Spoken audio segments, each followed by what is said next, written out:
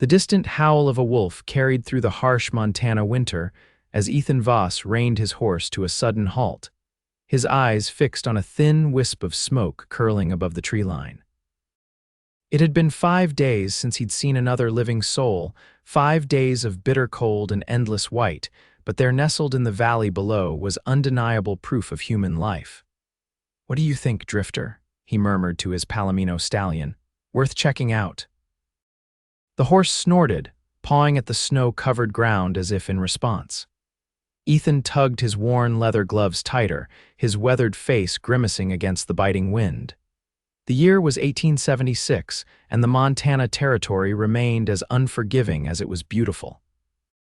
At 32, Ethan had spent the better part of his adult life drifting through these territories, working cattle drives, hunting bounties when necessary, and running from memories he couldn't outride. His heart wasn't truly in investigating the cabin. Experience had taught him that strangers rarely welcomed unexpected visitors, especially in these parts. But as the temperature continued to drop, and the sky darkened with promises of another brutal snowfall, practicality overruled caution. He needed shelter. With a gentle nudge of his spurs, Ethan guided Drifter down the snow-covered incline, following the smoke that beckoned like a phantom's finger. The cabin materialized slowly, first as a dark shape, then a modest structure of rough-hewn logs with a sloped roof bearing the weight of accumulated snow. The closer he came, the more his chest tightened with an inexplicable sense of familiarity. Something about the construction, the placement of the windows, the careful arrangement of split logs by the door struck a chord of recognition that he couldn't immediately place.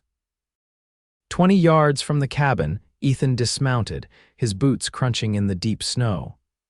Proper etiquette demanded he announce himself rather than ride straight up to a stranger's door.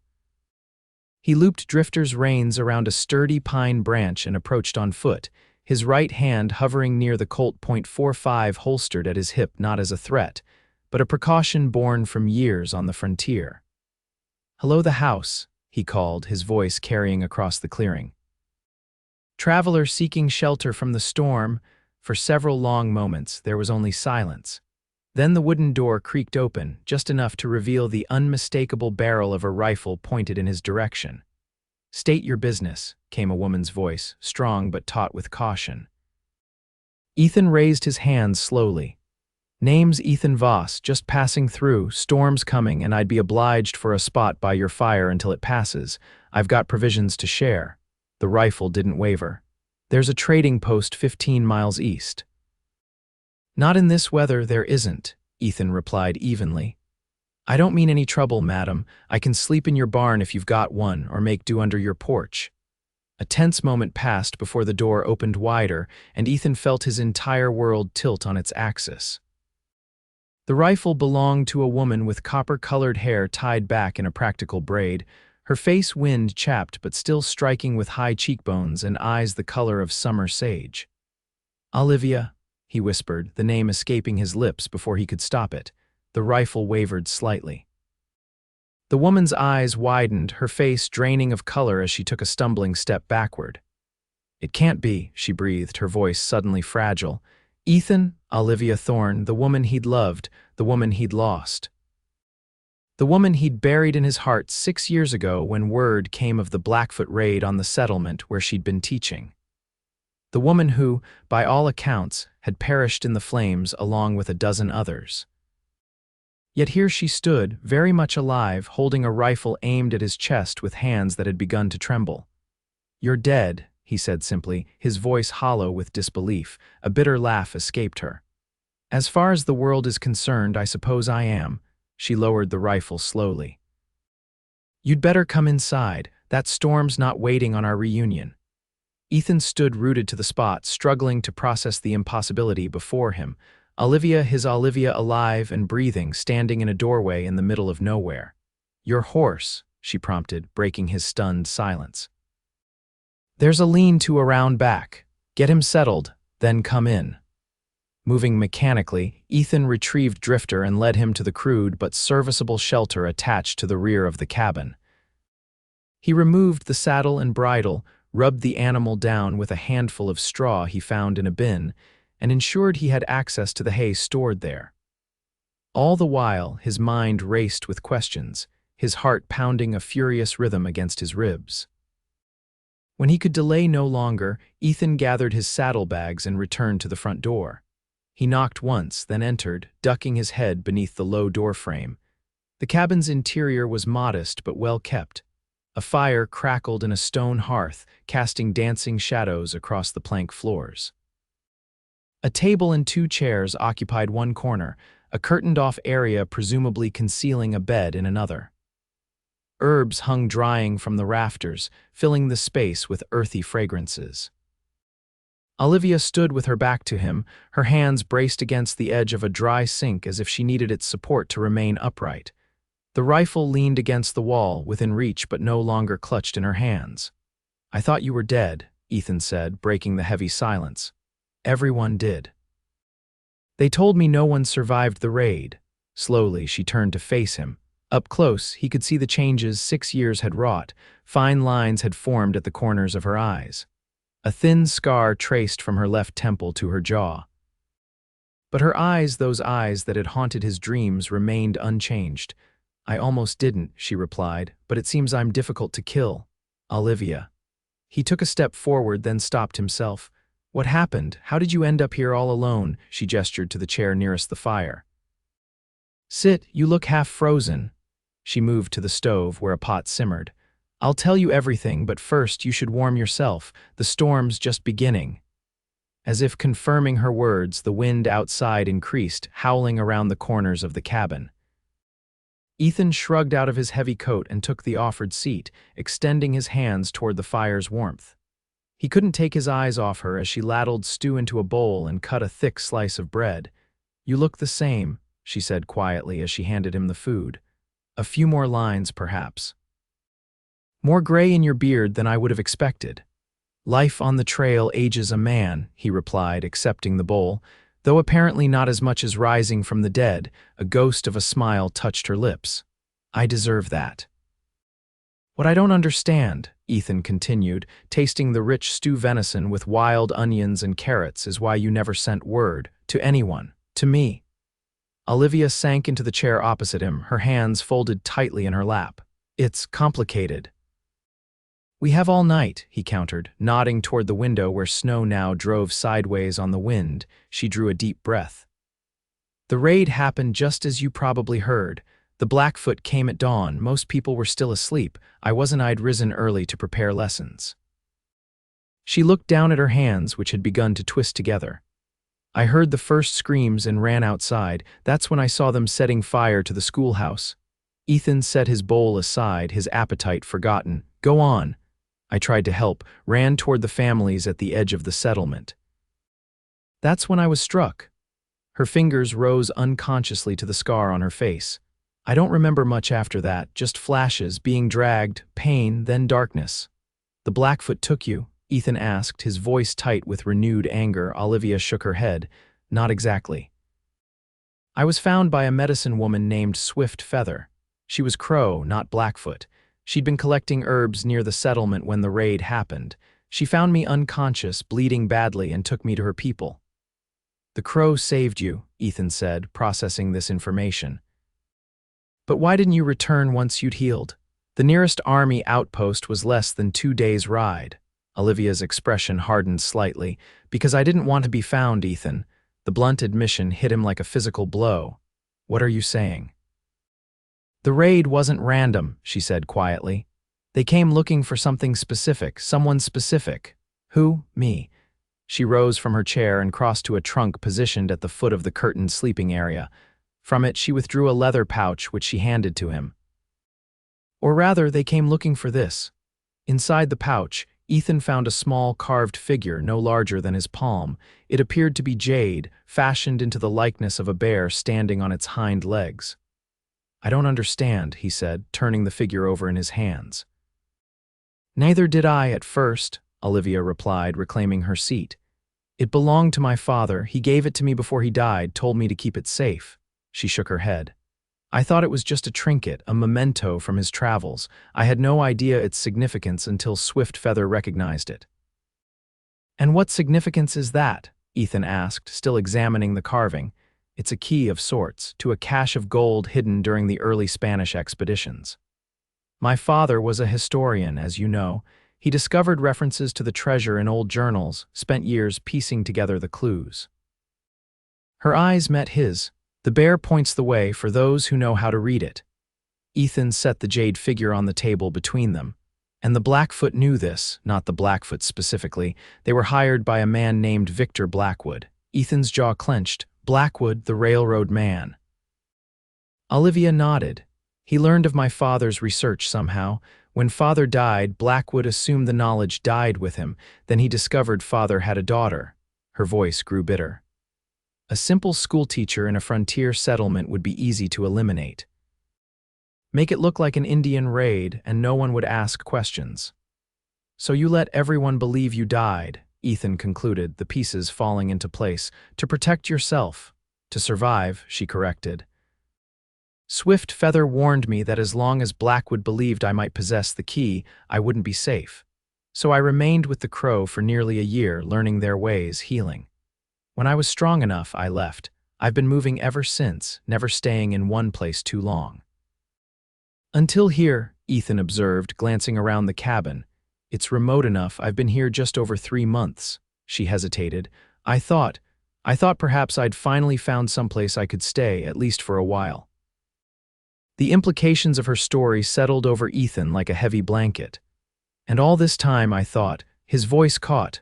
I know what you thought, Olivia said softly. I'm sorry for that, truly, but I couldn't risk contacting anyone from my past, not even you, especially not you. Why especially? He demanded, an old anger flaring. Because you would have come for me, she answered simply. And Blackwood would have followed you straight to my door. Ethan couldn't deny it.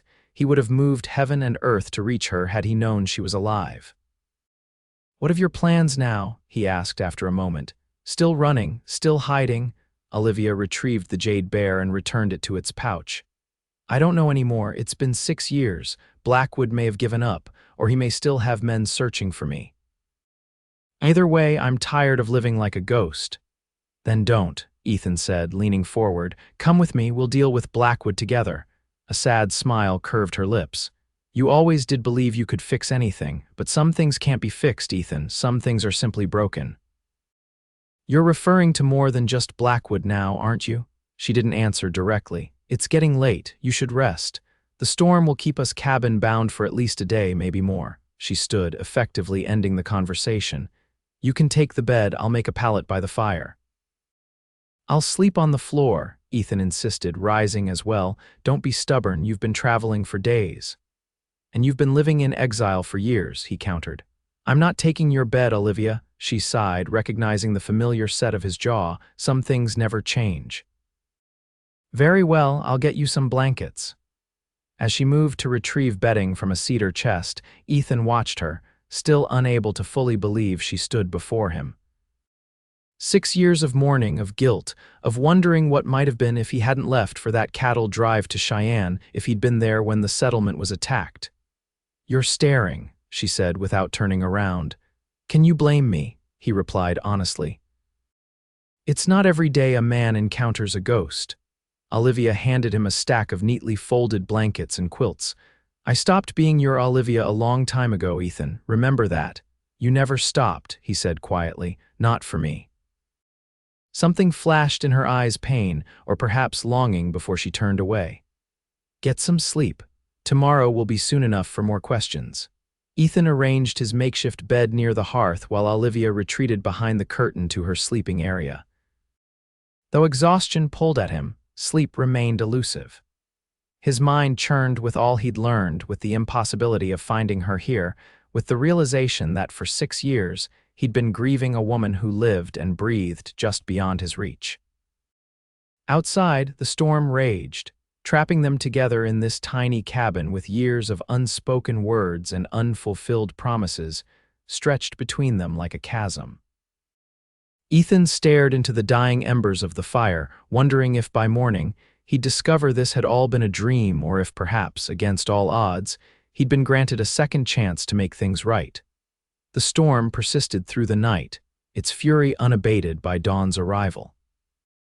Ethan woke to the smell of coffee and the soft sounds of Olivia moving about the cabin. For a disorienting moment, he wondered if he'd dreamed their encounter, but when he opened his eyes, she stood at the stove, her back to him, her copper hair gleaming in the pale light filtering through frost-covered windows. "Storm's still strong," she said without turning, somehow sensing he was awake. "We won't be going anywhere today." Ethan sat up, running a hand through his disheveled hair. "Good morning to you too," she glanced over her shoulder, the ghost of a smile touching her lips.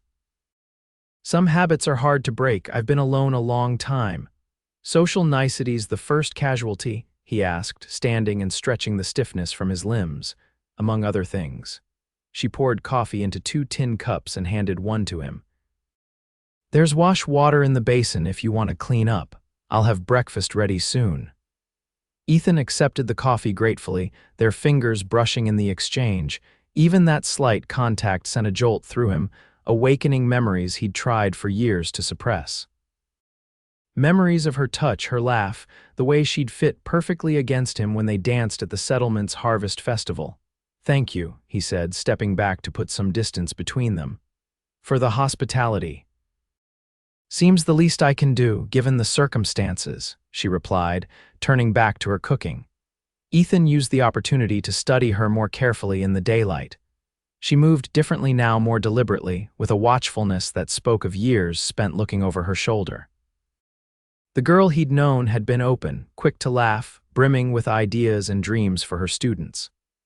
This woman held herself like someone accustomed to danger, to making swift decisions, to trusting no one. After washing and shaving with his traveling kit, Ethan felt more human. He joined Olivia at the small table where she'd laid out a simple breakfast of cornbread, honey, and strips of jerky softened in the pan. "You've become self-sufficient," he observed, nodding toward the well-stocked shelves and the herbs hanging from the rafters. "Necessity," she replied, breaking off a piece of cornbread. "Swift Feather taught me which plants heal, which nourish. The rest I've figured out along the way." She paused. "What about you? Still driving cattle sometimes," Ethan said. "I've done a bit of everything. Scouted for the army for a while, tried my hand at mining in Colorado, even served as a deputy marshal in Wyoming Territory for a spell. But never settled," Olivia noted. Ethan met her gaze steadily. "Didn't see the point, not after. After you thought I died," she finished for him. "Yes." Silence settled between them, heavy with unspoken regrets. "I did look for you, you know," Ethan finally said. "When word of the raid reached Cheyenne, I rode straight back, helped bury the dead." His voice tightened. "They told me you were among them, though the bodies. There wasn't much left to identify after the fires." Olivia set down her cup, her expression pained. "I'm sorry you went through that." "Who did I bury, Olivia?" he asked, the question that had gnawed at him since discovering she was alive. "If not you, then who?" "I don't know," she admitted. "Perhaps someone else from the settlement. Perhaps no one. Blackwood's men may have planted evidence to ensure everyone believed I'd perished." She looked down at her hands.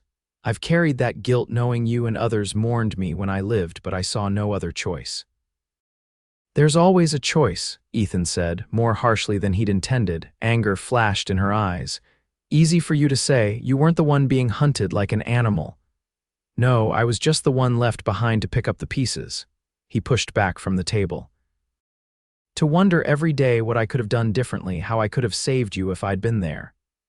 "You couldn't have saved me, Ethan," she said quietly. "No one could. That's what I'm trying to tell you. Blackwood's reach is too long, his resources too vast. So you just gave up." He challenged. "The Olivia I knew would have fought. The Olivia you knew died in that raid," she snapped. "She had to, for me to survive." She stood abruptly, gathering the dishes with trembling hands. "This conversation is pointless. What's done is done." Ethan caught her wrist as she turned away. "Look me in the eye and tell me you never thought about contacting me, about letting me know you were alive, that you never once considered we might face this together." Olivia's breath caught, her pulse racing beneath his fingers. For a moment he thought she might pull away, but instead she sagged slightly, the fight leaving her. "Of course I thought about it," she whispered. "Every day for months I wrote you letters I never sent. I imagined 100 different reunions." Her eyes met his, bright with unshed tears. "But then I'd remember what Blackwood's men did to that settlement, to people who had nothing to do with his hunt for the Jade Bear, and I knew I couldn't risk bringing that destruction to your doorstep." Ethan released her wrist, chastened by the raw pain in her voice. "I would have taken that risk willingly. You should have given me the choice." "Perhaps," she conceded, setting the dishes in the basin, "but I chose to protect you instead. Can you understand that, even if you can't forgive it?" Before he could answer, a sound outside caught his attention, the crunch of snow beneath hooves or boots. Ethan moved swiftly to the window, peering through a gap in the frost. "Someone's coming," he said, his hand automatically dropping to his Colt. "Two riders." All color drained from Olivia's face. "Blackwood? Can't tell," Ethan replied, straining to see through the falling snow. "They're bundled against the storm." Olivia moved with surprising quickness, retrieving the Jade Bear from its hiding place and stuffing it into her pocket. Then she grabbed her rifle and checked its load. "There's a cellar," she said, pointing to a trapdoor partially concealed by a woven rug. "If it's Blackwood's men, I'm not hiding," Ethan cut her off, "and neither are you, not anymore." The riders had reached the clearing now, their horses struggling through the deep snow. As they drew closer, Ethan relaxed slightly. "I don't think they're looking for you," he said. "Looks like a man and a boy, probably caught in the storm like I was." Olivia didn't lower her rifle. "Appearances can be deceiving. So can paranoia," Ethan countered gently. "Not every stranger means you harm." A call came from outside. "Hello, the house. Travelers seeking shelter." Ethan glanced at Olivia, who gave a terse nod. "Let me do the talking," she said. Ethan opened the door, positioning himself so that he blocked most of the entrance, his hand still near his weapon. Outside stood a man perhaps in his 50s, his beard thick with ice, and beside him a youth who couldn't be more than 16 or 17. "Mighty grateful to see smoke from your chimney," the older man said, his voice thin with cold. "Storm caught us by surprise. Name's Samuel Parker. This here's my son, Jacob. We're headed to Virginia City but got turned around in the blizzard." "You're a fair piece off course," Ethan observed. "Virginia City's near 50 miles southwest." "Like I said, turned around." Parker's gaze shifted past Ethan to where Olivia stood with her rifle. "Madam, we don't mean to impose, but we'd be much obliged for shelter until this weather breaks. Boys half frozen." Indeed, the youth's lips had taken on a bluish tinge, and he swayed slightly in the saddle. "Bring your horses around back," Ethan instructed after a glance at Olivia, who gave another tight nod. "There's a lean-to with room enough." The relief on Parker's face was palpable. "Thank you kindly." "We won't be any trouble." Ethan helped them stable their horses alongside Drifter, noting that their gear appeared legitimate: worn saddles, practical provisions, nothing to suggest they were anything other than travelers caught in bad weather. Still, he understood Olivia's caution. 6 years of running would make anyone suspicious. When they entered the cabin, Olivia had tucked away her rifle, though Ethan noticed she kept it within reach. She'd put on a mask of hospitality, offering the strangers hot coffee and directing the boy to sit near the fire. "You folks live out here year-round?" Parker asked, warming his hands around the tin cup. "Just passing through," Ethan answered before Olivia could, giving her a pointed look, better to keep her actual residence vague. "Like yourselves."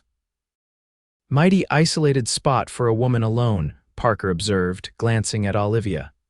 "She's not alone," Ethan said firmly, "and we value our privacy."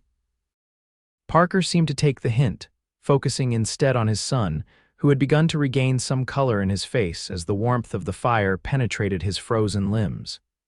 "You folks headed to Virginia City for work?" Olivia asked, breaking her silence as she ladled stew into bowls for their guests. "Mining equipment," Parker replied. "Got a claim near Alder Gulch, just restocking supplies before winter sets in proper." "Bit late for that," Ethan observed. Parker shrugged. "Had some delays in Helena, trouble with the bank." He accepted the stew gratefully. "This is mighty kind of you, madam." The boy, Jacob, had said nothing since their arrival, his attention fixed on the steaming bowl before him. He ate with the focused intensity of someone who hadn't seen a proper meal in days. "Easy, son," Parker cautioned. "Been a while since we had hot food," he explained to Olivia. "Wife passed last spring, neither of us much hand at cooking." "I'm sorry for your loss," Olivia said, and Ethan noted the genuine sympathy in her voice. The conversation lulled as they ate, the howling of the wind the only sound beyond the occasional clink of spoons against bowls. Ethan kept a watchful eye on their guests, but they seemed exactly what they claimed to be travelers grateful for shelter. After the meal, Parker offered to contribute some coffee beans to their supplies, which Olivia accepted with grace. The boy, apparently exhausted from their journey, soon dozed off in his chair by the fire. "He's worn out," Parker said apologetically. "Been a hard few months for him, losing his mother and all. He's welcome to rest," Olivia assured him. "The storm won't let up anytime soon." As evening approached, the cabin's close quarters necessitated arrangements for sleep. Olivia insisted the boy take her bed, while she, Ethan, and Parker would make do with pallets near the fire. "I can't thank you enough," Parker said as they settled in for the night. "Not many would open their doors to strangers in weather like this." "We've all needed kindness at one time or another," Olivia replied, her eyes briefly meeting Ethan's across the dimly lit room. In that moment, Ethan saw a glimpse of the woman he'd known, compassionate, generous, willing to help those in need despite her own fears and troubles. It gave him hope that perhaps not everything about the old Olivia had been lost in the years of her exile.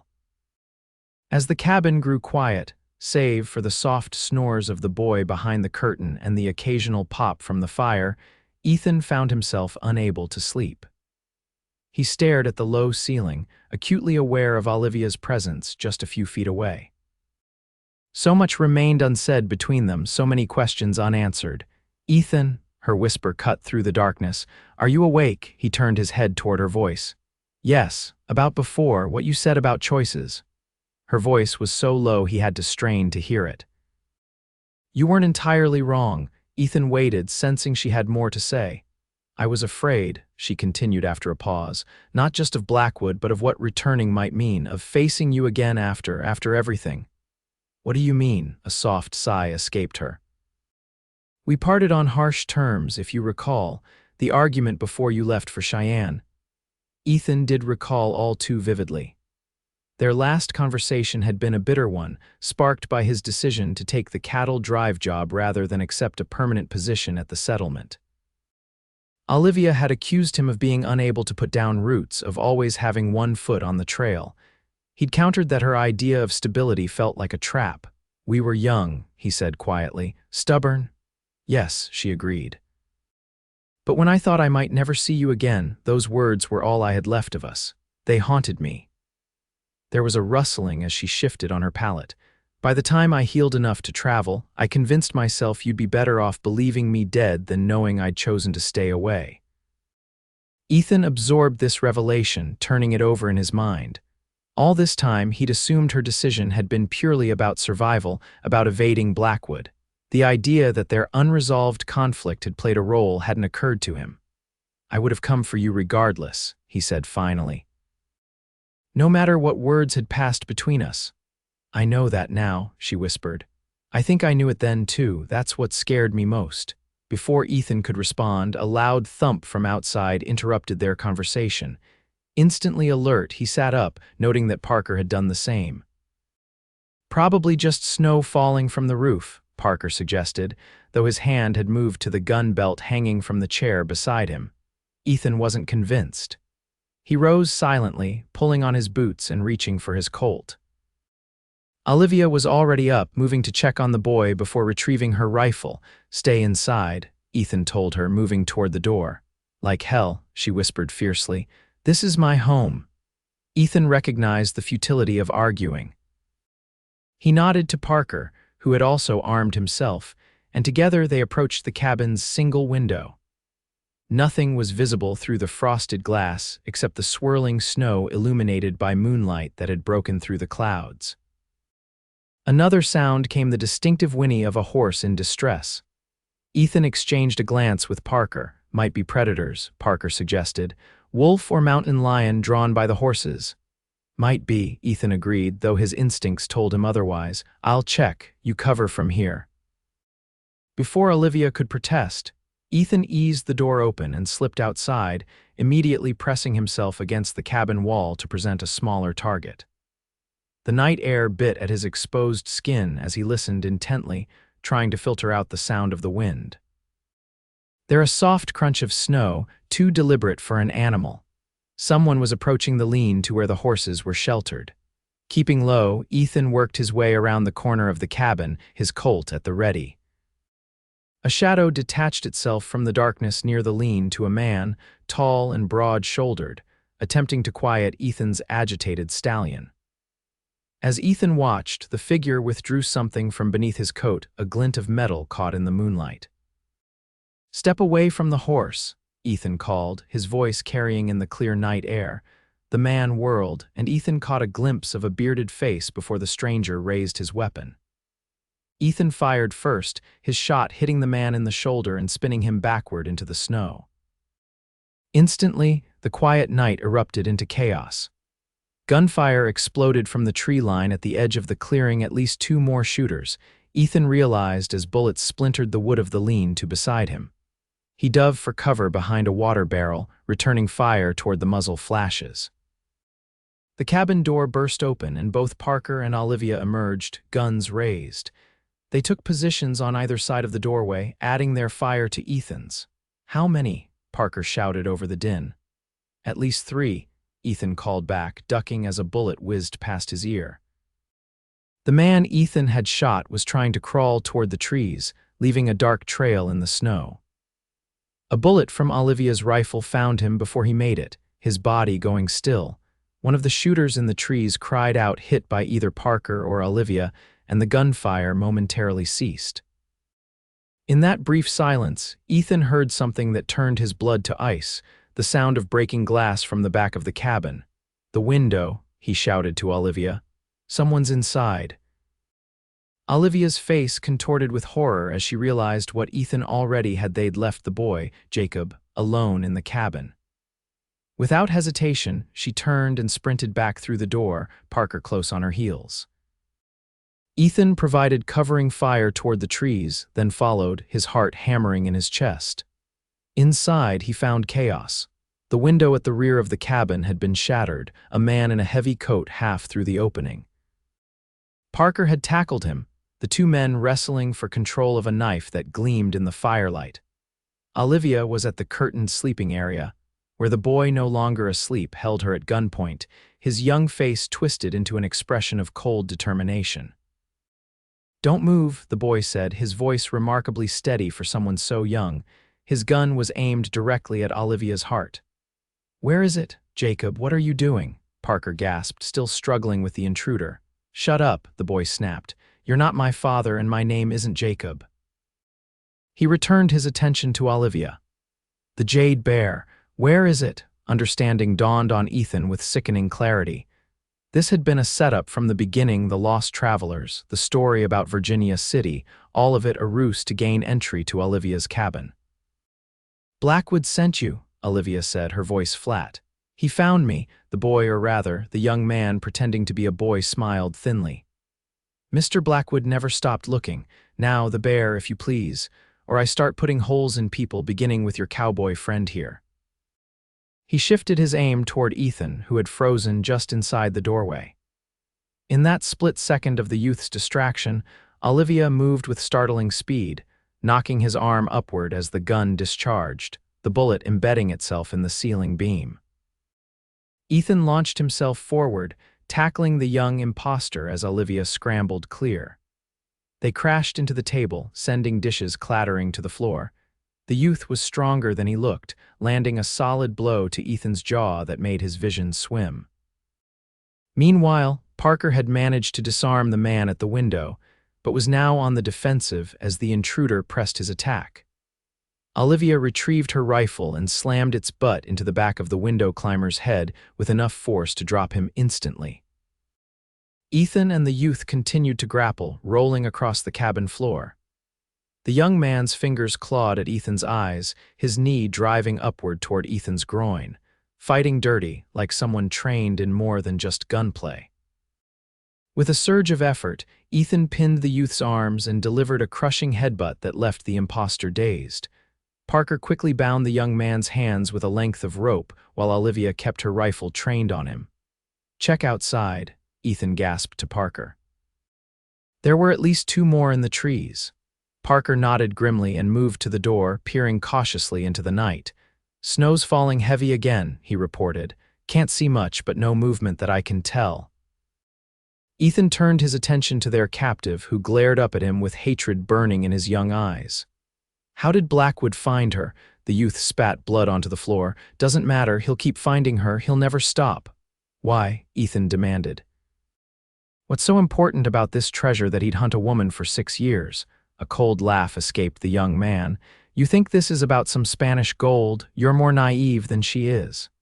He jerked his head toward Olivia. "The jade bear is the least of it. It's what it leads to that matters." "And what's that?" Olivia asked, her voice steady despite the paleness of her face. The youth's eyes gleamed with fanatical certainty. "Power, the kind that builds empires, the kind that redraws maps." He looked directly at Olivia. "Your father knew, that's why Blackwood had him killed." Olivia staggered slightly at this revelation. "My father died of fever. Is that what you were told?" The young man's smile was cruel. "Convenient, how many people around you seem to die of natural causes or Indian raids?" Before Olivia could respond, gunfire erupted outside once more. Parker, still at the door, jerked backward, a crimson stain blossoming on his shirt. "Get down," Ethan shouted, dragging Olivia to the floor as bullets shattered the remaining windows. Glass rained down around them as they crawled toward the relative safety of the hearth.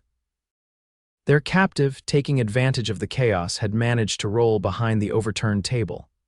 From the corner of his eye, Ethan saw the youth working his bound hands beneath him, reaching for something in his boot, a hidden knife, most likely. "The cellar," Olivia gasped, pointing to the trapdoor. "We need to get to the cellar." Ethan nodded, returning fire toward the windows to provide cover. "Go, I'll be right behind you." Olivia scrambled to the rug concealing the trapdoor, pulling it aside to reveal an iron ring. With strength born of desperation, she heaved it open, revealing a dark space below. "Parker," Ethan called to the wounded man who had taken cover beside the door. "Can you make it?" Parker pressed a hand to his bleeding chest, his face gray with pain. "Don't think so, you two go." "I'll hold them off. We can't leave you," Olivia protested. "Already a dead man," Parker wheezed. "Least I can do is buy you time." He raised his revolver with a shaking hand. "Now go." Ethan recognized the look in the man's eyes, the calm acceptance of one who had made his peace with death. With a grim nod, he grabbed Olivia's arm and pulled her toward the open trapdoor. "Wait," she said, breaking free of his grip.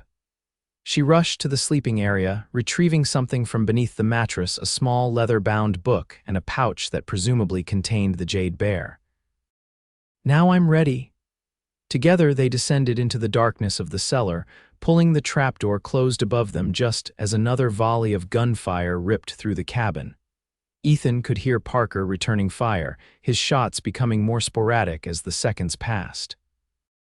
The cellar was pitch black and smelled of earth and root vegetables. Olivia fumbled in the darkness, then struck a match, illuminating a small underground room stocked with preserved foods and supplies. "There's a way out," she whispered, pointing to what appeared to be a solid dirt wall at the back of the cellar. "Behind those shelves, it leads to a gully about 50 yards from the cabin. I dug it when I first arrived." "Always planning an escape," Ethan observed, helping her move the heavy shelving unit that concealed the narrow tunnel. "Survival," she corrected, ducking into the opening. "Come on, it's a tight fit."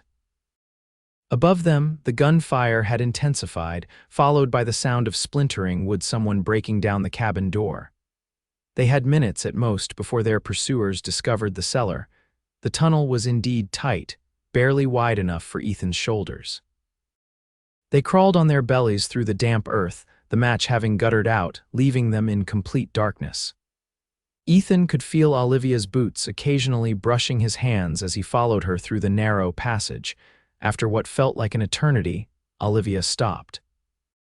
"We're at the exit," she whispered. "It's covered with brush. I need to push through carefully." Ethan heard her grunt with effort, then felt a blast of cold air as she cleared the concealed opening. One by one, they emerged into the frigid night, the snow still falling heavily around them. They had come out in a shallow gully, as Olivia had described, well hidden from the cabin by a stand of pine trees.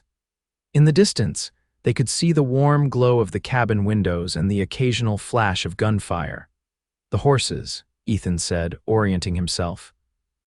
"We need to circle around to the lean-to." Olivia shook her head. "Too risky. They'll have someone watching the horses. We need to go now on foot." "We won't get far in this weather without mounts," Ethan argued. "I have a fallback," Olivia replied, already moving down the gully. Another cabin about 3 miles east. It's smaller, more of a hunting blind really, but there are emergency supplies, including snowshoes. Ethan hesitated, looking back toward his stallion, but knew she was right. Their lives were worth more than the horses. With a silent apology to Drifter, he followed Olivia into the night. The journey through the snow-covered forest was grueling. The storm had diminished somewhat, but the temperature continued to drop, and the snow was knee-deep in places. Olivia moved with surprising confidence despite the darkness, navigating by landmarks only she could recognize. "How long have you been planning for something like this?" Ethan asked as they paused to catch their breath in the shelter of a rocky overhang. "Since the day I arrived," Olivia admitted. "I scout escape routes everywhere I go, establish caches, plan for the worst." She rubbed her arms against the cold. "It's second nature now. That's no way to live," Ethan said softly. "It's the only way I've stayed alive." She pushed away from the rock. "We should keep moving." "It's not much farther." The small hunting cabin appeared as Olivia had described, little more than a one-room shack nestled against a hillside, nearly invisible beneath its covering of snow. She retrieved a key from beneath a specific rock and unlocked the crude door. Inside was sparse but functional. A small pot-bellied stove, a single cot, shelves stocked with canned goods, and in the corner, the promised snowshoes along with other survival gear. Ethan immediately set about lighting the stove while Olivia secured the door and covered the single window with a heavy blanket. The small space quickly warmed as the fire took hold. "We should be safe here for the night," Olivia said, sinking onto the cot with evident exhaustion. "They won't be able to track us in the snow, not until it stops falling." "And then," Ethan asked, settling beside her on the narrow cot, she withdrew the leather-bound book from inside her coat. "Then we use this, my father's journal. It contains his research on the Jade Bear and what it leads to." She opened it, revealing pages of meticulous handwriting interspersed with drawings and maps. "I've never read it all the way through. I was afraid of what I might learn, afraid of the responsibility." "What that boy said about your father," Ethan began gently. "I don't know if it's true," Olivia said, her voice tight, "but it would explain some things. My father's sudden illness, the men who came asking questions after his funeral." She traced her finger over a particular page in the journal. "Here he mentions a man named Victor who showed unusual interest in his research. I never made the connection until now." "Blackwood," Ethan surmised. Olivia nodded grimly. "If he killed my father for this knowledge, then had an entire settlement attacked to get to me." She looked up at Ethan, her eyes filled with a mix of grief and determination. "Whatever this leads to must be extraordinary, or extraordinarily dangerous," Ethan countered. "You heard what the boy said about power and empires. All the more reason it shouldn't fall into Blackwood's hands." Olivia flipped through more pages of the journal. "My father was a good man, a scholar. Whatever he discovered, he meant it for knowledge, not exploitation."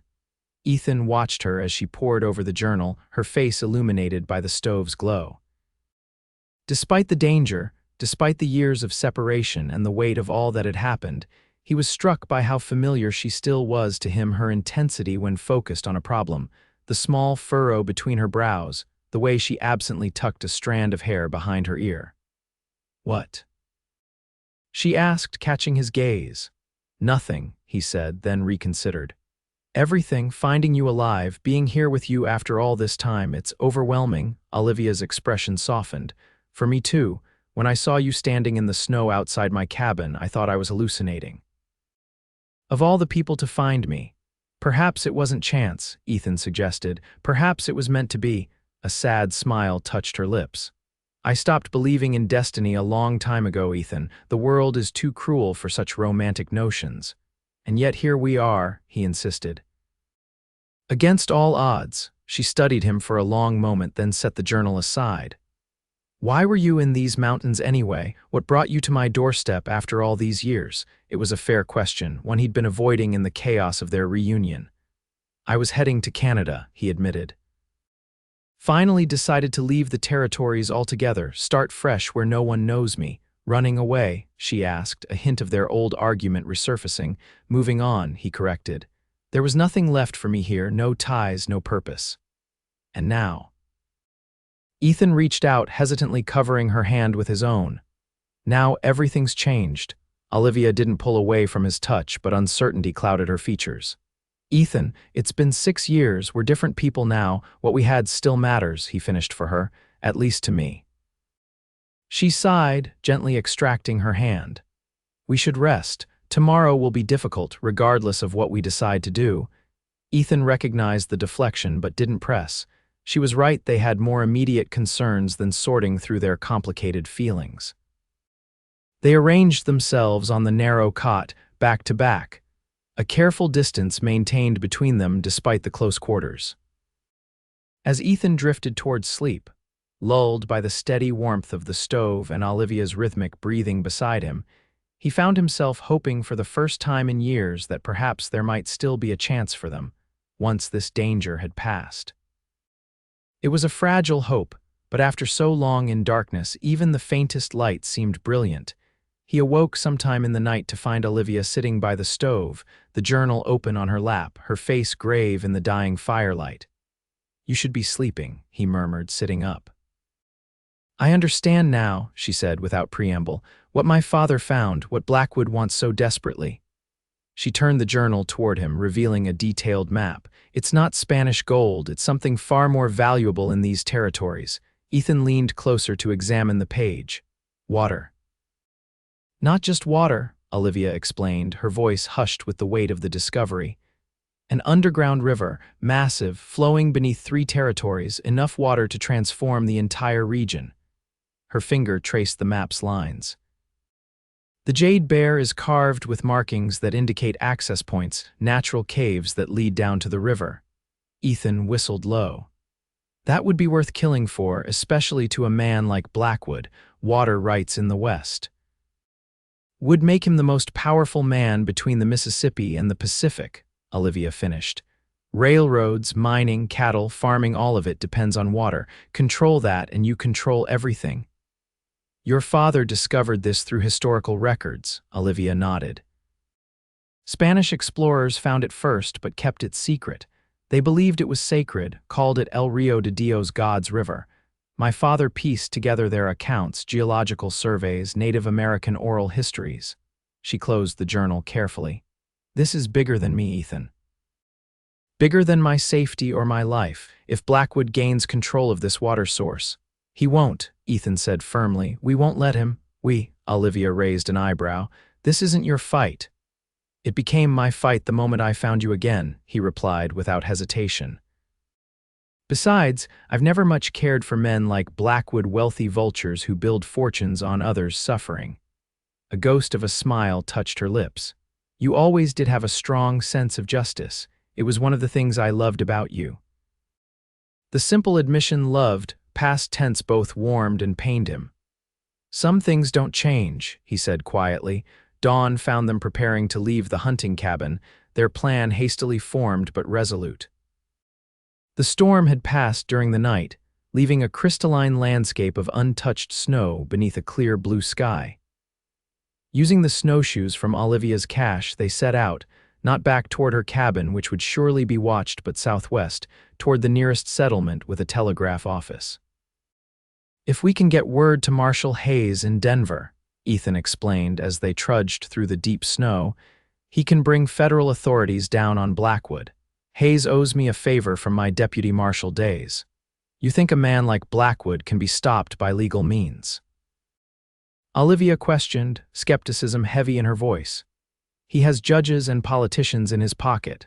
Not all of them," Ethan insisted. "And with your father's journal as evidence, even Blackwood can't escape charges of multiple murders and orchestrating attacks on civilians." They moved steadily through the day, keeping to the shelter of the trees where possible, always watchful for pursuers. By mid-afternoon, they had covered nearly 7 miles, good progress considering the conditions. "There's a settler's cabin about 2 miles ahead," Ethan said, consulting the rough map he carried. "Belongs to a Swedish family named Eriksson. Good people. They might be willing to loan us horses, or they might turn us in if Blackwood's men have been there before us," Olivia countered. "We can't trust anyone. We can't make it all the way to Clearwater on foot either," Ethan pointed out. "Not before Blackwood's men find our trail." Reluctantly, Olivia agreed, and they altered their course slightly toward the Eriksson homestead. As they crested a ridge overlooking a small valley, Ethan raised a hand, signaling for Olivia to stop. Below them, nestled against a stand of pine trees, was the Eriksson cabin, or what remained of it. The roof had partially collapsed and no smoke rose from the chimney. "Something's wrong," Ethan murmured, drawing his Colt. "Stay here while I check. We go together," Olivia insisted, readying her own weapon. "I'm done hiding." They approached the cabin cautiously, alert for any sign of danger. The silence was oppressive. No barking dogs, no livestock sounds, no human activity. The door hung partially open, swinging slightly in the breeze. Inside, they found signs of hasty departure, drawers left open, personal items scattered about but no people, and thankfully no bodies. "They left in a hurry," Olivia observed, examining the cold hearth. "Recently, too, the ashes aren't completely cold." Ethan checked the small barn and found it similarly abandoned, though a few chickens remained, pecking listlessly at the frozen ground. "No horses," he reported upon returning to the cabin. "But look at this." He held up a newspaper dated just 3 days earlier. Front page mentions Victor Blackwood by name, says he's in the territory meeting with the governor about water rights legislation. Olivia took the paper, her expression darkening as she read. "He's moving forward with his plans, legally or otherwise, and look here." She pointed to a smaller article. "Reports of renegade Indians attacking isolated homesteads." Except there haven't been significant hostile actions in this region for years. A cover for his men forcing people off their land, Ethan concluded grimly. Land that likely sits above his precious underground river.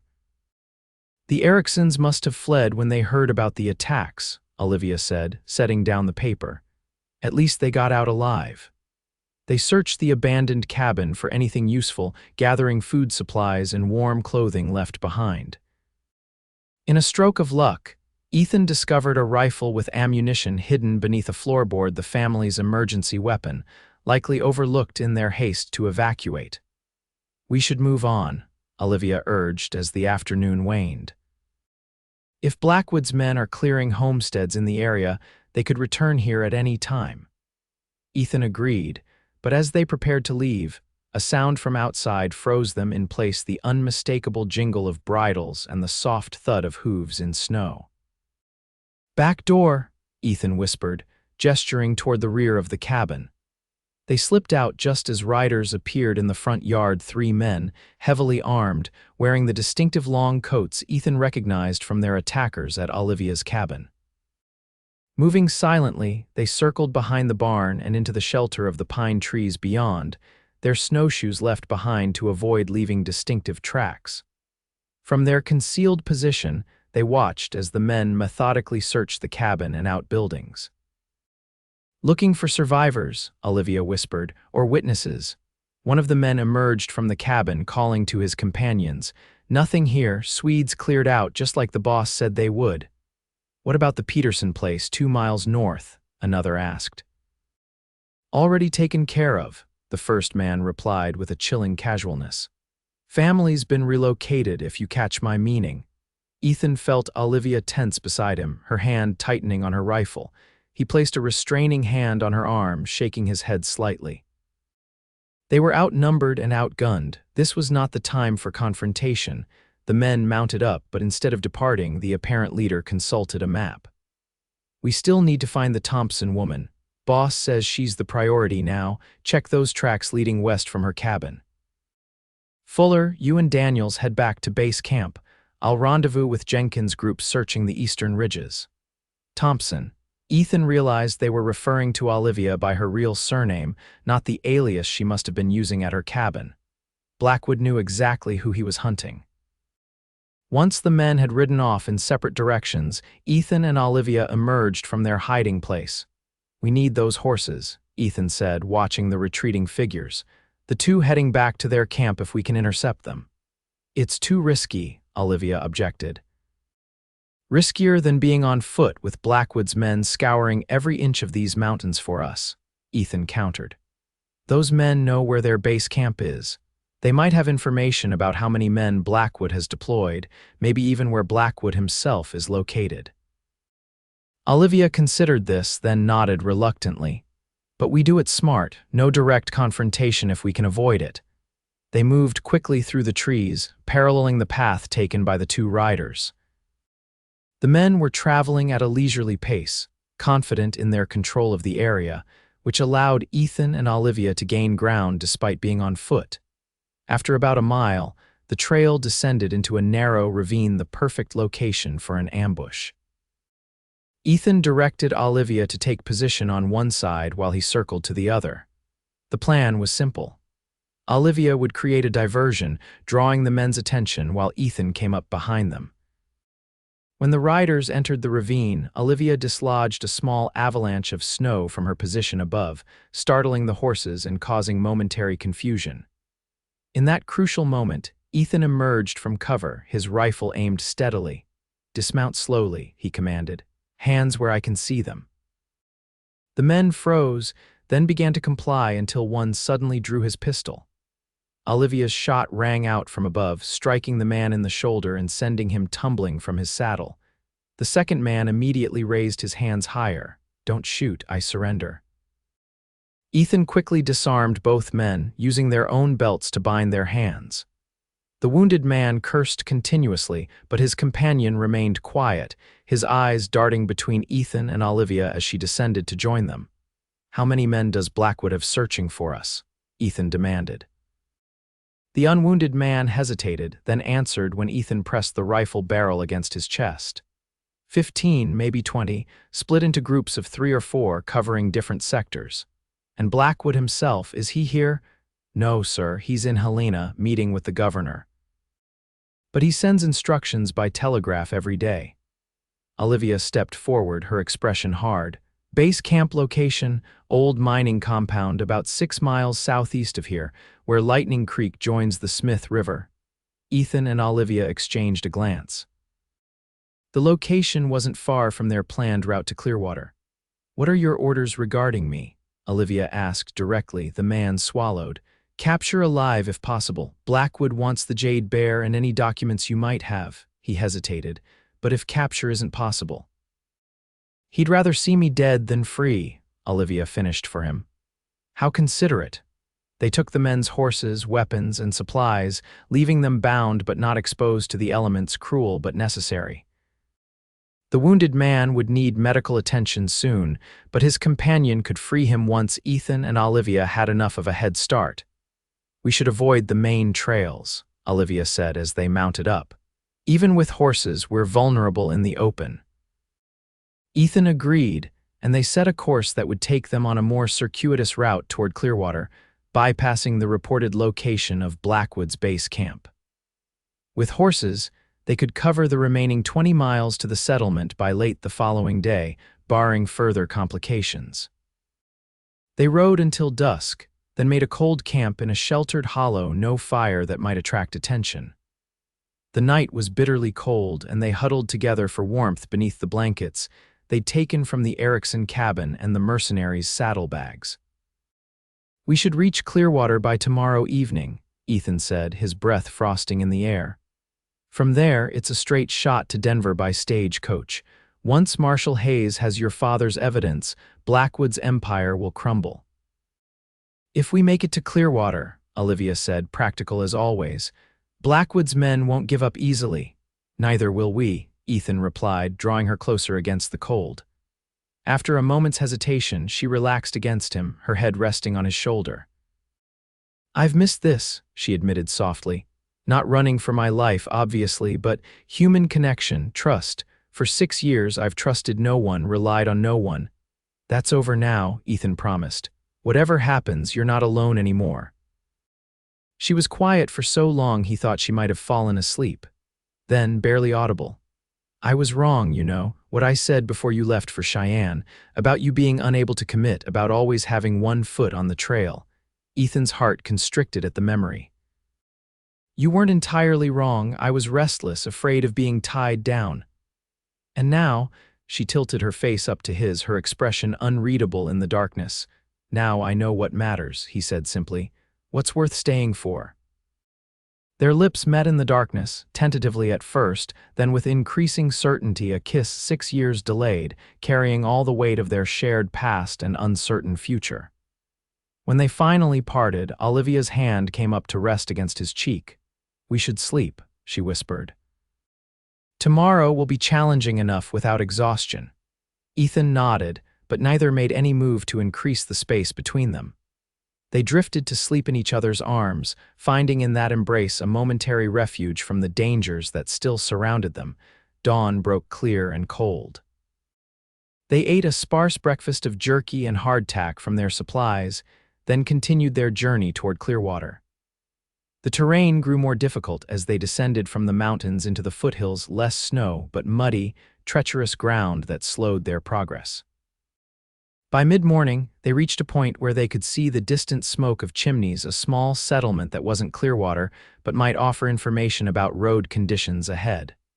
Risky to approach, Olivia observed, but we need to know if the pass to Clearwater is open.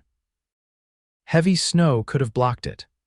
They decided Ethan would ride in alone, less likely to be recognized than Olivia, while she waited with the horses in a concealed location overlooking the settlement. He would gather whatever information he could, then return quickly. The settlement proved to be little more than a trading post with a few surrounding cabins. As Ethan approached, he noticed an unusual number of horses tied outside the main building, including several with the same distinctive saddle markings he'd seen on the mounts of Blackwood's men. Instead of riding directly in, he circled wide, approaching on foot from behind the trading post. Through a rear window, he could see inside at least 6 men gathered around a crude map spread on a table, all armed, all bearing the unmistakable look of hired guns rather than settlers or trappers. One man pointed to locations on the map while the others nodded, organizing search patterns. Ethan realized. They had anticipated that he and Olivia might head for Clearwater and were preparing to intercept them. Carefully backing away, Ethan returned to where Olivia waited with the horses. Blackwood's men, he reported grimly. At least 6, probably more. They're planning to cut us off before we reach Clearwater. Olivia absorbed this news with remarkable calm. Then we need an alternate route. Ethan studied their map. There's an old trapper's trail that bypasses the main pass. Rough going, especially this time of year, but it might be our only option. Or, Olivia said thoughtfully, we use their expectations against them. What do you mean? They expect us to run, to hide, to avoid confrontation. A steely determination had entered her voice. What if instead we bring the fight to them, to Blackwood himself? Ethan stared at her. You want to go to Helena, where Blackwood is meeting with the governor? Think about it, she urged. All these men searching for us, the elaborate operation to find the Jade Bear Blackwood must be close to implementing his plan. The newspaper mentioned water rights legislation. If he secures government backing while keeping the underground river secret, he'll have legal control over the most valuable resource in the territories, Ethan finished. But Helena is twice as far as Clearwater in the opposite direction and likely crawling with Blackwood's allies. Exactly why he wouldn't expect us to go there, Olivia pointed out. Besides, we don't need to confront him directly. Just reached the territorial marshal's office with my father's evidence.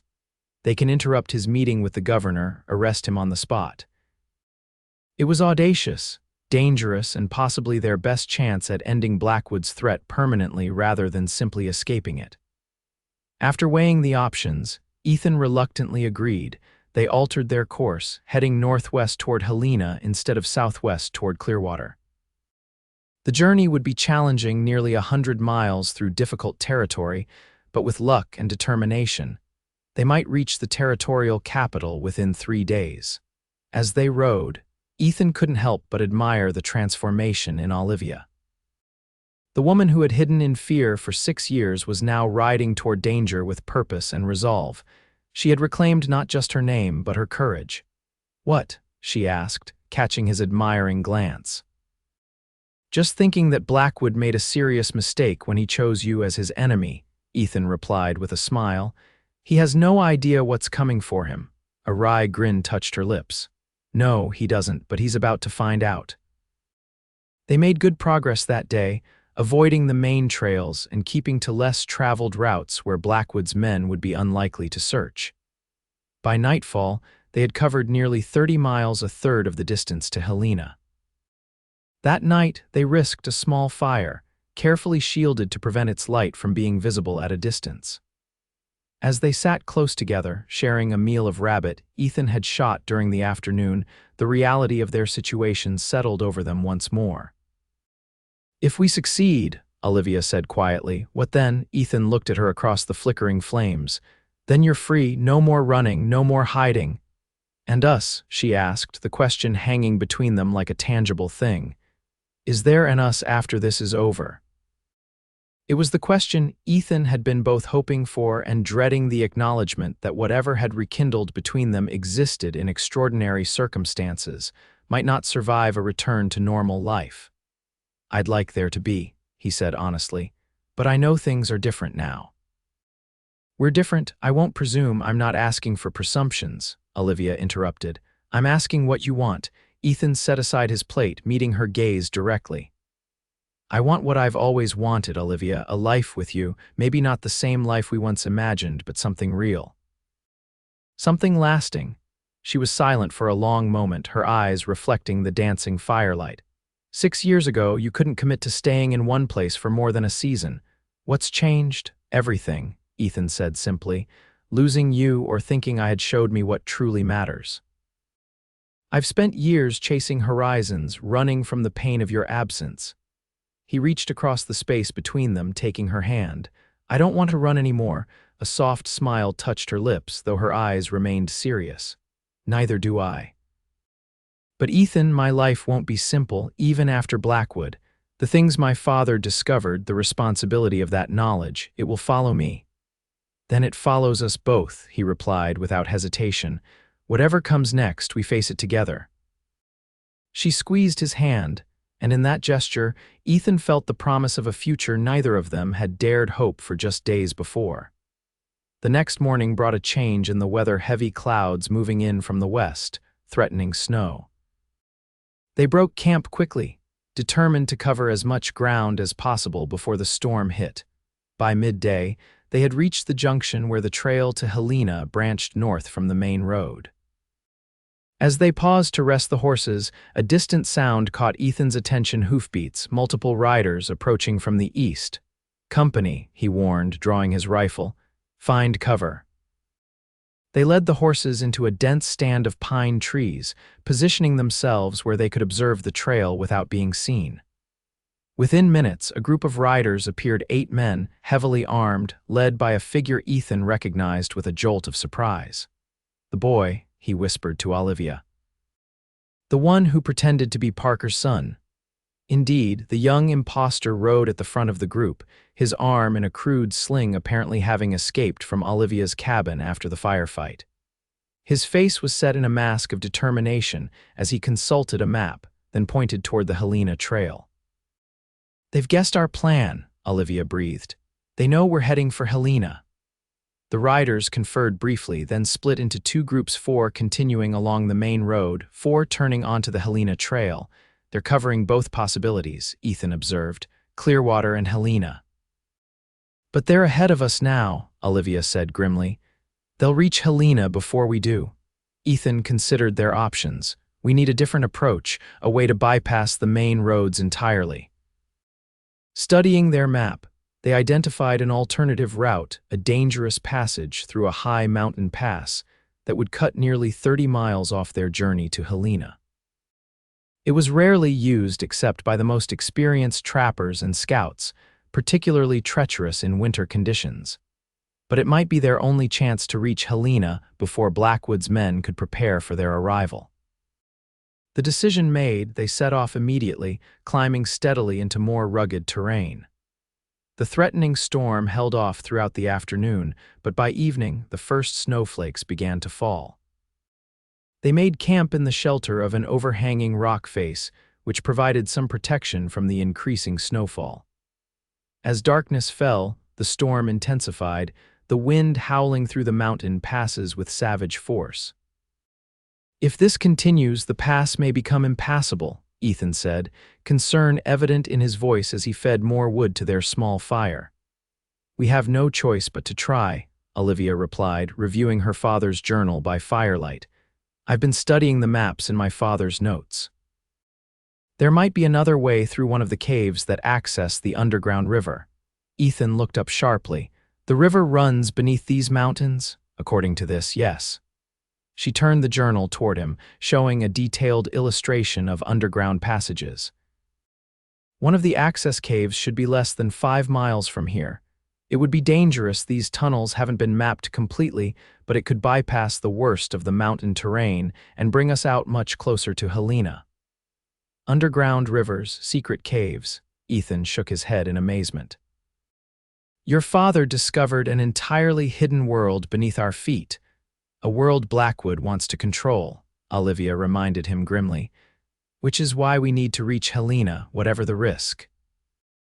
They studied the journal late into the night, memorizing what details they could about the cave system they might need to navigate. The storm continued unabated, reducing visibility to near zero beyond their small sanctuary beneath the rock overhang. Morning brought little improvement in the weather. The snow had accumulated to dangerous depths, making travel on horseback increasingly difficult. Following the rough directions in Olivia's father's journal, they set out in search of the cave entrance that would lead them to the underground river. After hours of grueling travel through the blinding snow, they finally located what appeared to be the landmark described in the journal, a distinctive rock formation resembling a bear's head, half buried in snow but still recognizable. This is it, Olivia confirmed, comparing the formation to a sketch in the journal. The cave entrance should be at the base, hidden behind brush and rocks. Together they cleared away the accumulated snow and debris, revealing a narrow opening barely large enough for a person to squeeze through. A rush of warm air emanated from the darkness, a good sign, suggesting connection to the geothermally heated underground river system. We'll need to leave the horses, Ethan said, securing their mounts as best he could in a sheltered spot nearby. They took only essential supplies, weapons, food, the journal, and the jade bear before approaching the cave entrance. Ready?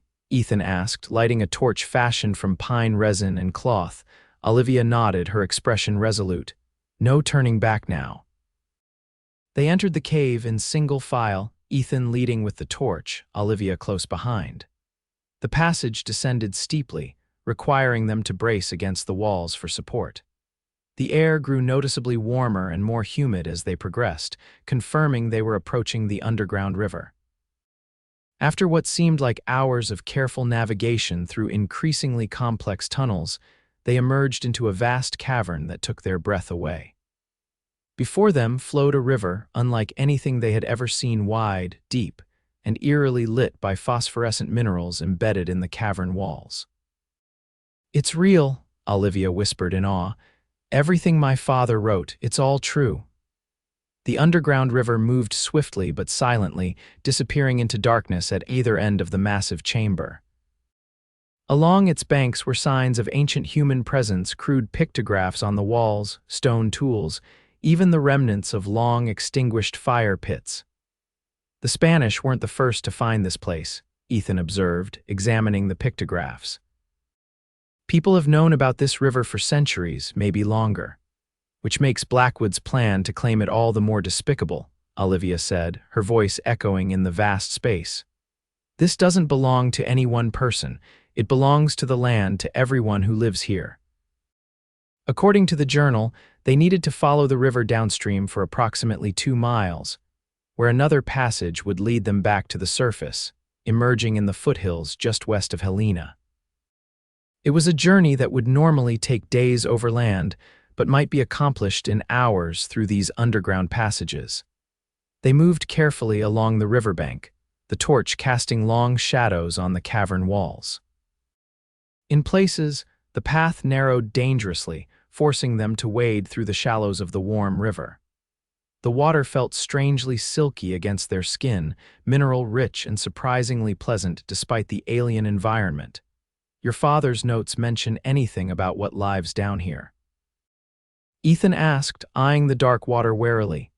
Nothing dangerous, Olivia replied. Blind fish, some amphibians. The isolation has created unique species, but nothing that would threaten humans. As they progressed, the cavern began to change character, the ceiling lowering, the path narrowing further. They were forced to stoop, then crawl in places, always following the flowing water that would lead them to their exit.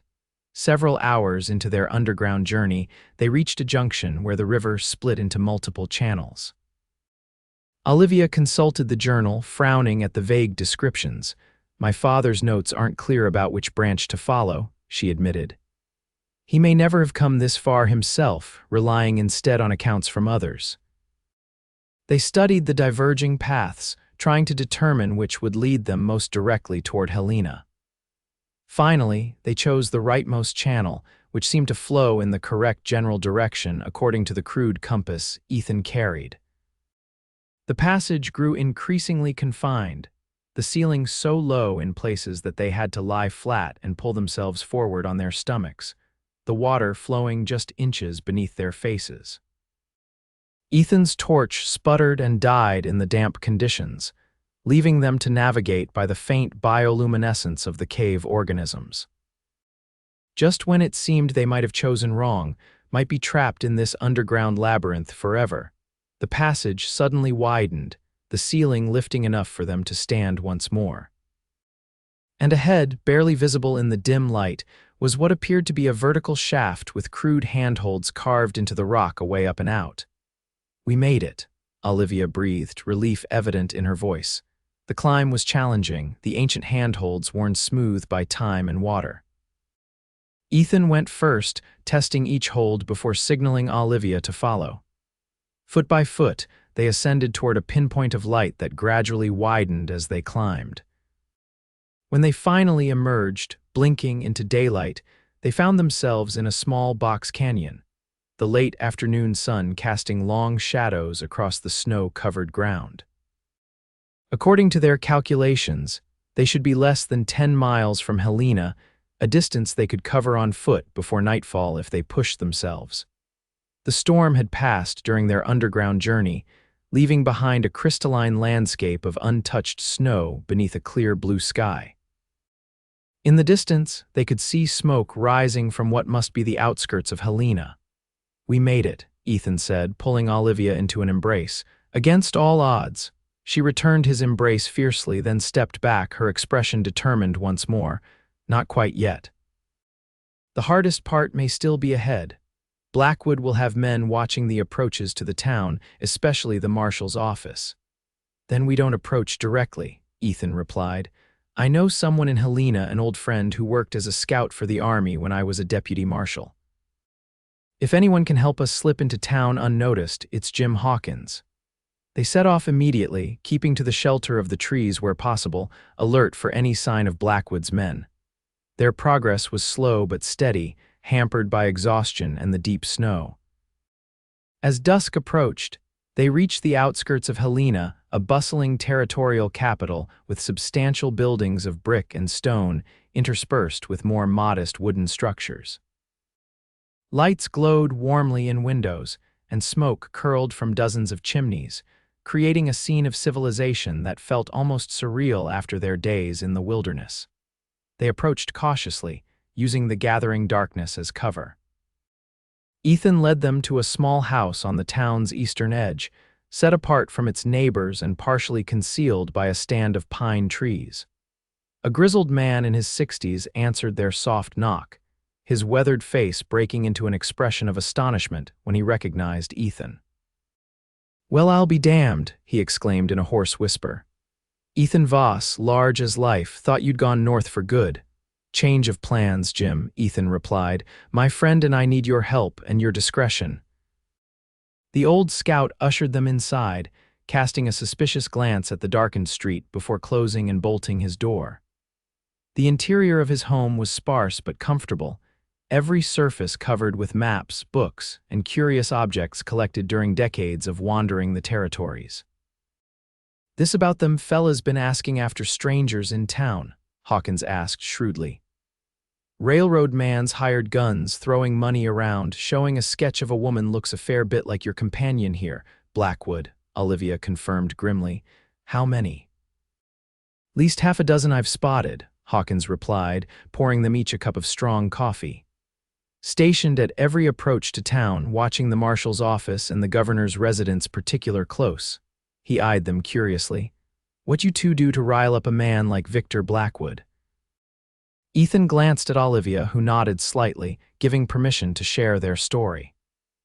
Briefly, he explained the situation: Olivia's presumed death, her years in hiding, the Jade Bear and the underground river, Blackwood's deadly pursuit, and his meeting with the governor.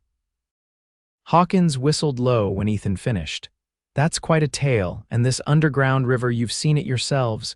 We traveled through it to get here," Olivia confirmed. "It's real, Mr. Hawkins, and if Blackwood secures exclusive rights to it, he'll own the territory in all but name," the old scout finished. "Well then, we'd best make sure that don't happen." He spread a detailed map of Helena on his table. "Governor's meeting with Blackwood tomorrow morning at the territorial offices. Place'll be guarded tighter than a drum, especially with Blackwood's men supplementing the regular security." "We need to reach the marshal before that meeting," Ethan said. "Show him Olivia's father's evidence, get Blackwood arrested before he can secure the governor's support." Hawkins scratched his grizzled beard thoughtfully. "Marshal Donovan's a good man, but careful, won't move against someone like Blackwood without ironclad evidence and proper authority." He studied the map. "There's a service entrance to the marshal's office through the alley behind the assayer's office. Rarely used, might not be watched." They formulated a plan. Hawkins would create a diversion near the main street, drawing away any of Blackwood's men who might be watching the area around the marshal's office. Meanwhile, Ethan and Olivia would approach through the network of alleys and back streets, using the service entrance to reach Marshal Donovan directly. "Best wait till morning," Hawkins advised. "Try this now in the dark, you're liable to look suspicious. Early morning, when merchants are receiving deliveries, you'll blend in better." Reluctantly, Ethan and Olivia agreed. They needed rest desperately after their ordeal in the caves, and rushing in without proper preparation could jeopardize everything. Hawkins offered them his spare room, a luxury after days of rough camping. As they settled in for the night, Olivia sat on the edge of the narrow bed, turning the Jade Bear over in her hands. "Tomorrow it ends," she said quietly, "one way or another."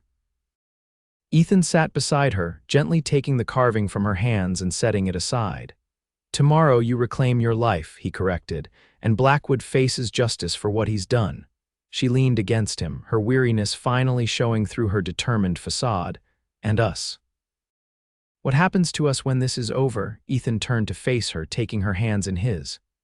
"I meant what I said before. I want a life with you, Olivia, whatever that looks like, wherever it takes us. Even if it means settling down," she asked with the ghost of a smile, "putting down roots." "Especially then," he replied seriously. "I've wandered enough for several lifetimes, found nothing out there that matters more than what I've found with you." She studied his face in the dim light, seeming to search for any hint of uncertainty. Finding none, she leaned forward and kissed him, not the desperate embrace of two people who might not see tomorrow, but a kiss that held promise, that spoke of future mornings waking beside one another, of a life built together. "Then let's make sure we have that chance," she whispered against his lips. They rose before dawn, preparing themselves for what lay ahead. Hawkins provided them with clean clothes that would help them blend in with Helena's residence, a simple dress for Olivia, a respectable coat and hat for Ethan. They concealed their weapons carefully, ensuring they would have protection if needed without appearing threatening. The jade bear and the journal were secured inside Olivia's clothing, close to her heart. These pieces of evidence, along with her testimony, would be their weapons against Blackwood, more powerful than any gun if they could reach Marshal Donovan in time. As the first gray light of dawn touched the eastern horizon, they set their plan in motion. Hawkins left first, heading toward the main street where he would create his diversion at the appointed time. Ethan and Olivia waited 15 minutes, then slipped out into the quiet morning streets, moving purposefully but unhurriedly toward the marshal's office. Helena was just beginning to stir, shopkeepers opening their doors, delivery wagons making their rounds, the occasional early rising citizen hurrying through the crisp morning air. Ethan and Olivia kept to the less traveled routes as much as possible, alert for any sign of Blackwood's men. They were within a block of the marshal's office when they heard Hawkins's diversion, a convincing commotion involving an escaped horse and an overturned cart, creating chaos on the main street. As hoped, several men who had been loitering near the marshal's office hurried toward the disturbance. "Now," Ethan murmured, guiding Olivia toward the alley that would lead to the service entrance. They had almost reached it when a familiar voice called from behind them. "Miss Thompson, how unexpected to find you in Helena." They turned to find themselves facing the young man who had posed as Jacob Parker, his arm still in a sling but a pistol held steadily in his good hand. Behind him stood two more of Blackwood's men, similarly armed. "I must say," the youth continued conversationally, "you've led us on quite a chase. Mr. Blackwood will be pleased to finally make your acquaintance." Ethan shifted slightly, positioning himself between Olivia and the armed men. "You're making a mistake," he said evenly. "We're expected at the marshal's office. People know we're here." The young man smiled coldly. "A touching bluff, Mr. Voss, but we've been watching the marshal's office all night. No one is expecting you," he gestured with his pistol. "Now, if you'll both come with us quietly, Mr. Blackwood would like a word before his meeting with the governor." Ethan felt Olivia touch his back lightly, a signal they had arranged. In her dress, she appeared unarmed, but she had concealed a small derringer in a hidden pocket. If they could create a momentary distraction. "The Jade Bear," Ethan said, playing for time. "That's what Blackwood wants. We're willing to negotiate its return." The young man's eyes narrowed. "You're not in a position to negotiate, Mr. Voss." "The bear, the journal, and Miss Thompson, Mr. Blackwood wants all three. Now, at least tell us your real name," Olivia said suddenly. "If you're going to kill us, we should know who's doing it." The request seemed to catch the young man off guard. After a moment's hesitation, he replied, Andrew Blackwood." Ethan felt Olivia stiffen in surprise behind him. "Blackwood's son," she breathed. The young man inclined his head slightly. "His only son, his heir. The one who will help him build an empire from the resource your father discovered." His voice hardened. "Now, enough delays. Come with us or die here in this alley, your choice." Ethan tensed, preparing to move at Olivia's signal, but before either of them could act, a new voice spoke from the end of the alley. "Drop your weapons, all of you. Marshal's office." Andrew Blackwood's head snapped toward the voice, his attention diverted just long enough for Ethan to lunge forward, knocking the pistol from his hand. At the same instant, Olivia drew her derringer, aiming at the other two men. At the entrance to the alley stood Marshal Donovan himself, flanked by two deputies, all with weapons drawn. Behind them, looking immensely pleased with himself, was Jim Hawkins. "Figured you might need a more direct intervention," the old scout called to Ethan and Olivia. "Marshal Donovan's an old friend, too." What followed was a flurry of activity. Blackwood's men disarmed and arrested. Ethan and Olivia escorted to the marshal's office where they presented their evidence. The Jade Bear, Thaddeus Thompson's journal, and Olivia's first-hand testimony of the attacks orchestrated by Victor Blackwood. Marshal Donovan, a stern-faced man with a reputation for incorruptibility, listened gravely to their account, examining the evidence with careful attention. "This is extremely serious," he said when they had finished.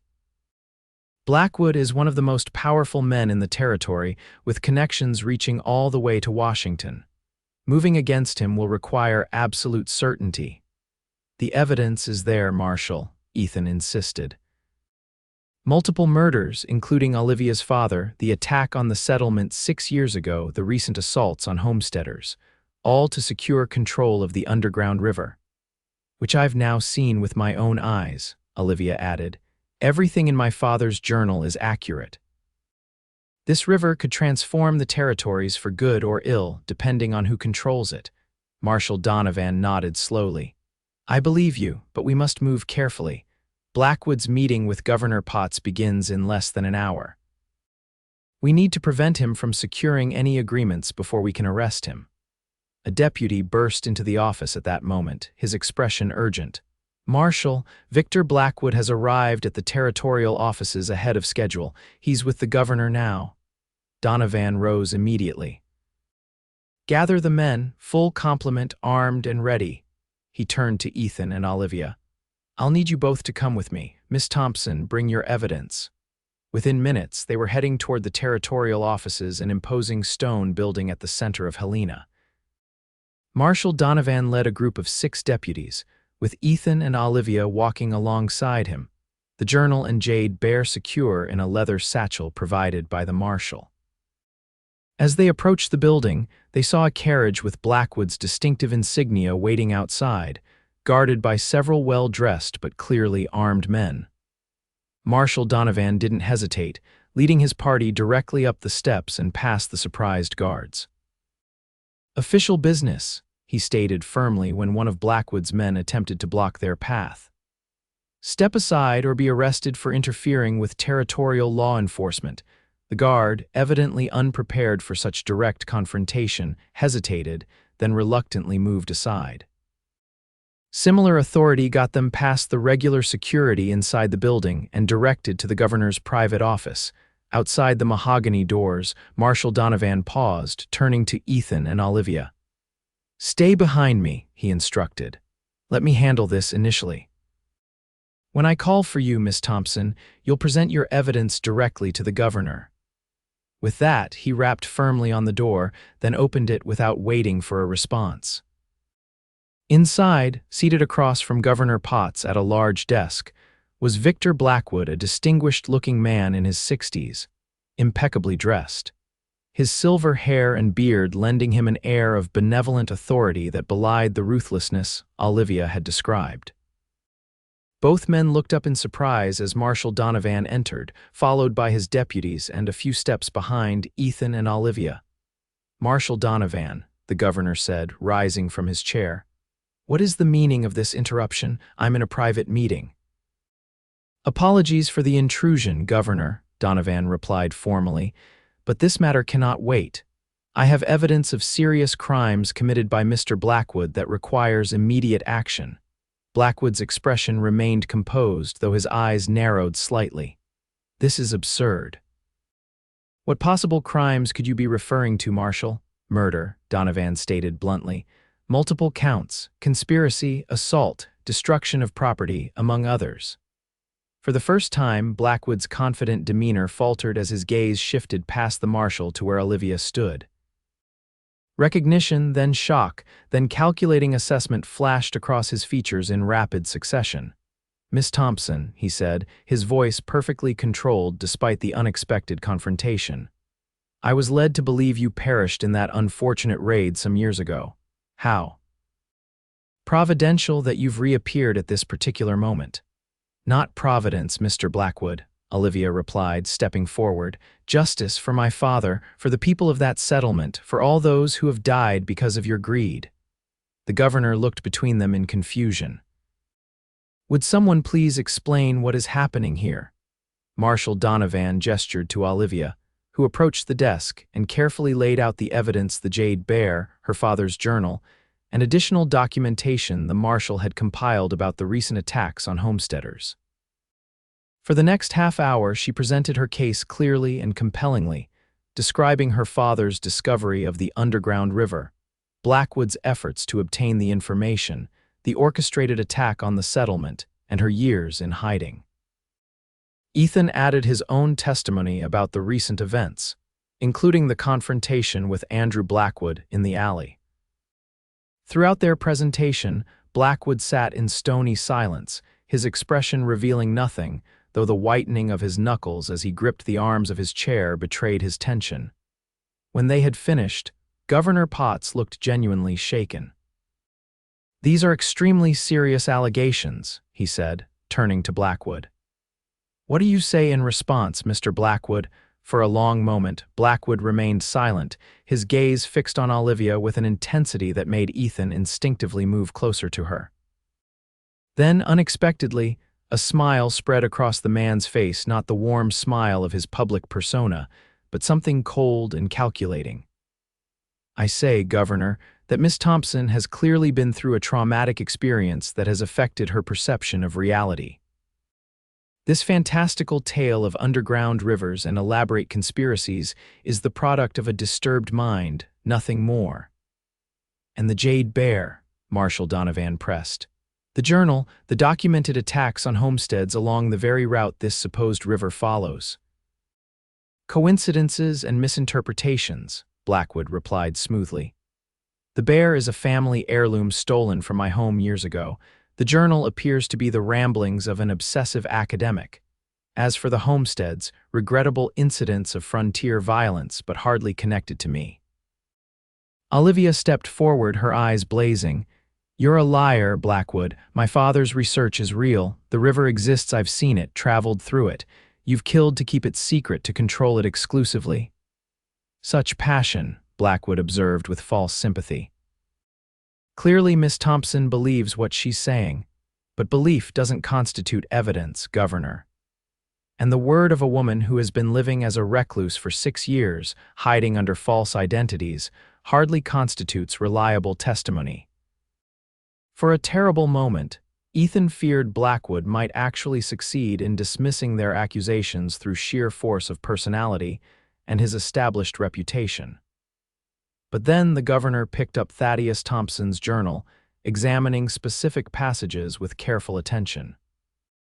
"These coordinates," he said slowly, "these geological descriptions, they're remarkably detailed, Mr. Blackwood, and they align precisely with surveys conducted by territorial engineers last year." He looked up, his expression hardening. "Surveys you insisted be kept confidential for reasons of economic security." Blackwood's composure slipped slightly. "The coincidence proves nothing, Governor. I've supported geological surveys throughout the territory as part of my investment strategy. That's hardly criminal." "Perhaps not," Marshal Donovan interjected, "but we have more than Miss Thompson's testimony." He nodded to a deputy who opened the door to admit Andrew Blackwood, escorted by 2 guards. Victor Blackwood's face drained of color at the sight of his son in custody. "Andrew. He's been quite cooperative since his arrest," Donovan continued. "Provided details about your operation, the men you hired, the specific instructions regarding Miss Thompson and anyone helping her." "You wouldn't testify against your own father," Blackwood said to Andrew, his voice tight with suppressed fury.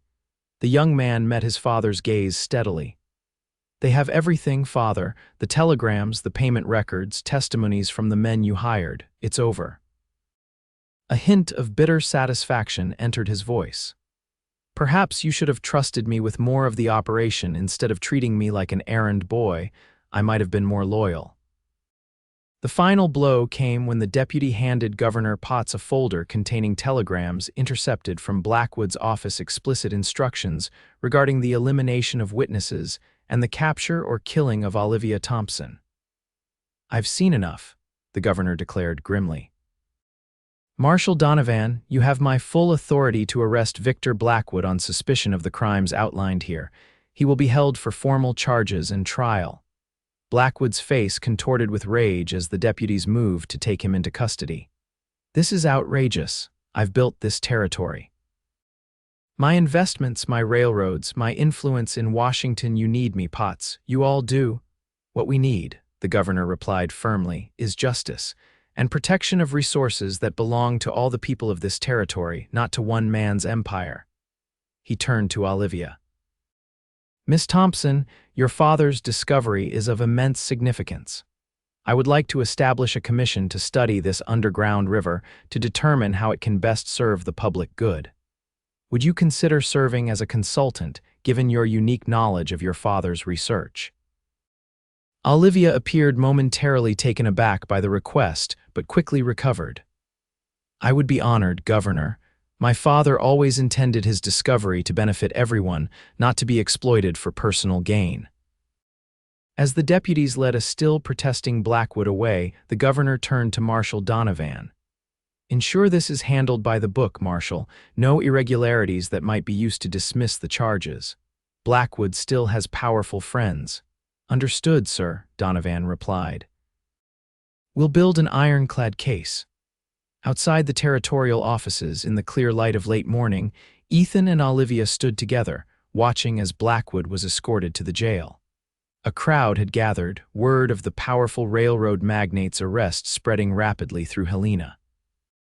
"Is it really over?" Olivia asked quietly, leaning against Ethan's side. "The immediate danger, yes," he replied, his arm around her shoulders. "Blackwood will stand trial. His network of hired guns will collapse without his money and direction. You can finally stop running." She looked up at him, a tentative smile touching her lips. "That's going to take some getting used to, having a home again, using my real name, not looking over my shoulder constantly. We'll figure it out together," Ethan promised, "one day at a time." Marshal Donovan approached them, his stern expression softened by satisfaction at seeing justice served. "You two should get some rest," he advised. "There will be more questions, formalities, statements to be signed, but that can wait until tomorrow."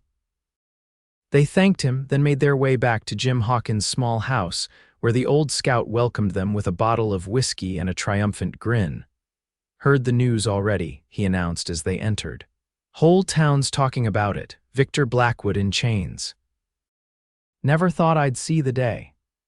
They shared a toast to justice served, to safety secured, to a future suddenly open with possibilities rather than constrained by fear. As evening fell, Hawkins tactfully made himself scarce, claiming a prior engagement at his favorite saloon and leaving Ethan and Olivia alone in the small house.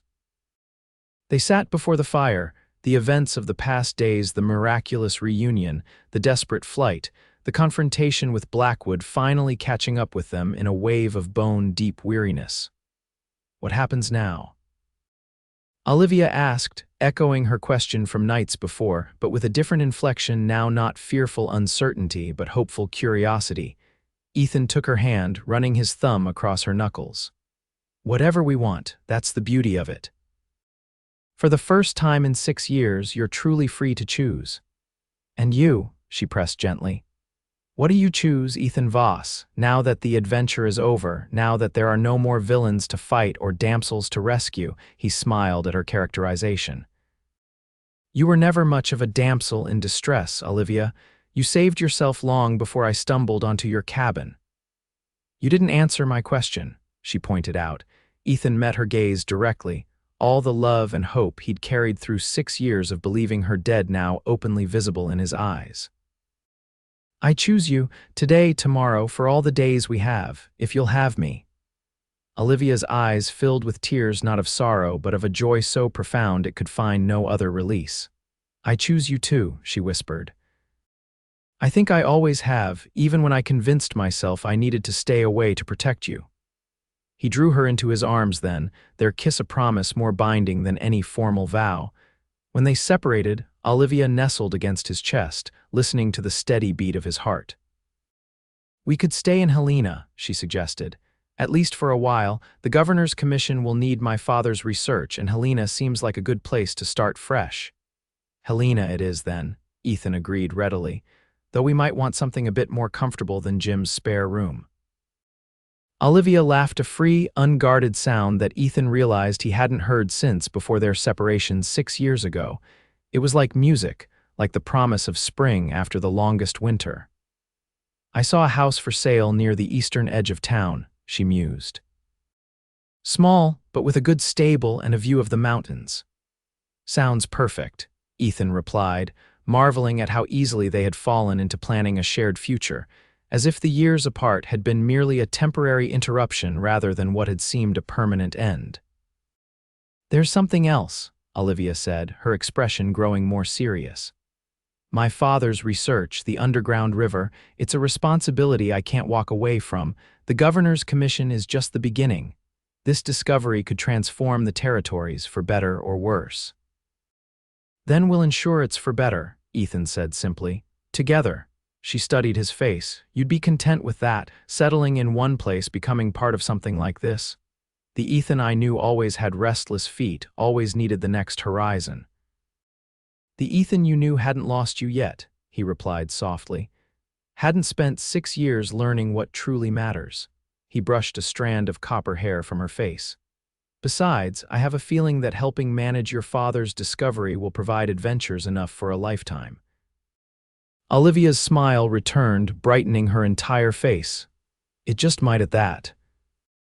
The next morning brought practical matters statements to the marshal, arrangements for temporary lodging, telegrams to be sent notifying authorities in other territories of Blackwood's arrest, and the dismantling of his network of hired guns. Through it all, Ethan and Olivia remained together, their hands often finding each other's as if to reassure themselves that this new reality was not a dream. News traveled fast in frontier territories. Within days, responses came from officials across the West expressing their intention to investigate Blackwood's activities in their jurisdictions.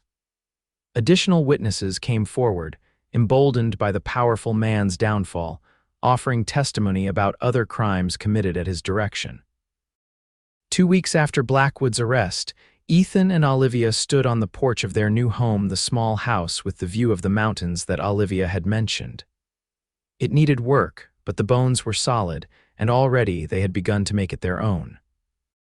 "I received a letter from Swift Feather today," Olivia said, leaning against the porch railing beside Ethan. "The Crow are willing to share their knowledge of the underground river's access points on their lands, but they want guarantees that their rights will be protected." Ethan nodded approvingly. "As they should be. Will you present their conditions to the governor's commission?" "At the next meeting," she confirmed. "The governor seems genuinely committed to managing the river as a public resource with fair access for all communities." "Your father would be proud," Ethan said, slipping an arm around her waist. "His discovery will help countless people, just as he intended." Olivia leaned into his embrace, watching as the setting sun painted the distant mountains in shades of gold and purple. "Sometimes I can hardly believe this is real," she admitted. "Having a home, using my real name, planning for a future that extends beyond the next escape route." "Believe it," Ethan said, turning her to face him. From his pocket, he withdrew a simple gold band set with a small but perfect sapphire. "I've been carrying this for 2 weeks, waiting for the right moment. This morning, when I saw you making plans for a garden come spring, I knew there's no point waiting anymore. We've lost enough time already." Olivia's eyes widened, her hand rising to cover her mouth in surprise. "Olivia Thompson," Ethan continued, his voice steady despite the racing of his heart, "will you marry me? Build a life with me, face whatever adventures or challenges come our way together?" "Yes," she whispered, tears spilling onto her cheeks. "Yes to all of it."